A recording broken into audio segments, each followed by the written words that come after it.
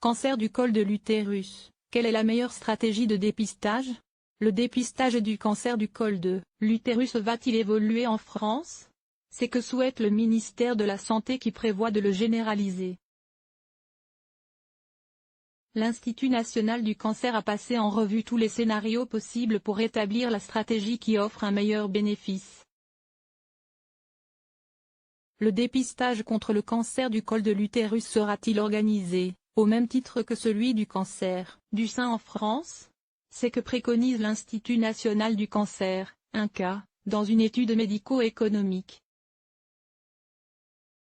Une recommandation qui va dans le sens du ministère de la Santé qui souhaite passer d'un dépistage individuel, soit spontané, à un dépistage généralisé dans le cadre de son troisième plan cancer 2014-2019. Selon les chiffres officiels, le cancer du col de l'utérus touche 3000 femmes et cause 1000 décès chaque année. Il peut être dépisté tôt grâce à un frottis cervico-utérin, FCU, tous les 3 ans entre 25 et 65 ans.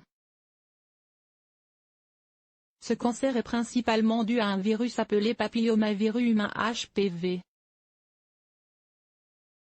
Le corps parvient en général à éliminer l'infection mais elle persiste dans certains cas au niveau du col et provoque des lésions qui peuvent évoluer vers un cancer, en 10 à 15 ans en moyenne. Le frottis permet de détecter au plus tôt ces lésions précancéreuses ou cancéreuses du col de l'utérus et, ainsi, de soigner plus précocement ce cancer, voire d'éviter son apparition.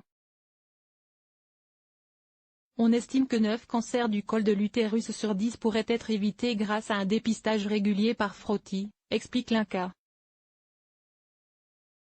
Le frottis est-il la meilleure solution?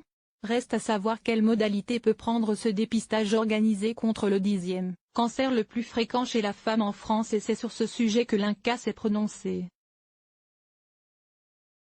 Conformément au plan cancer 2014-2019, ces conclusions montrent qu'il existe bien des gains d'efficience à mettre en place un programme national de dépistage organisé fondé sur plusieurs axes.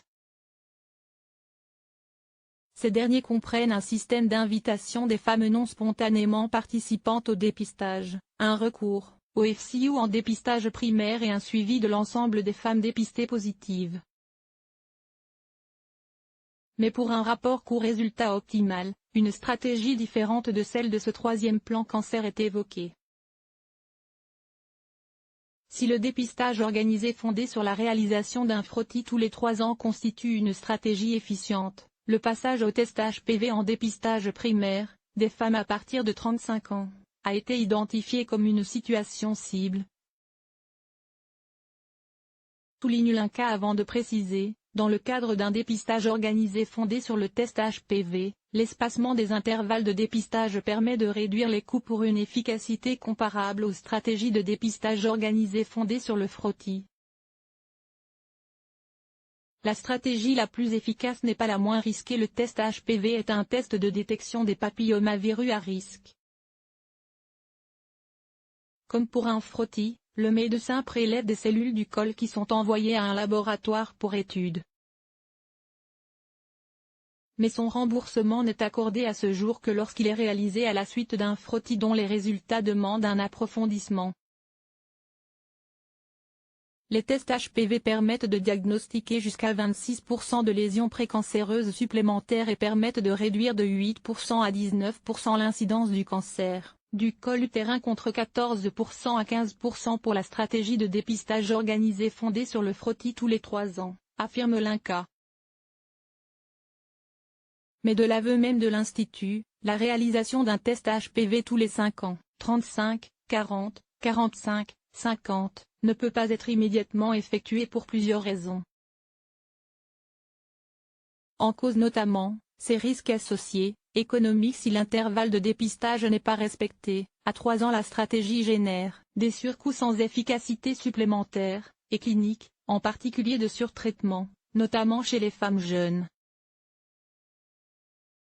Ce dernier se prononce donc pour une stratégie basée sur un dépistage organisé fondé sur le frottis cervico-utérin tous les 3 ans, cumulé à un système de relance avec envoi d'un kit d'autoprélèvement HPV.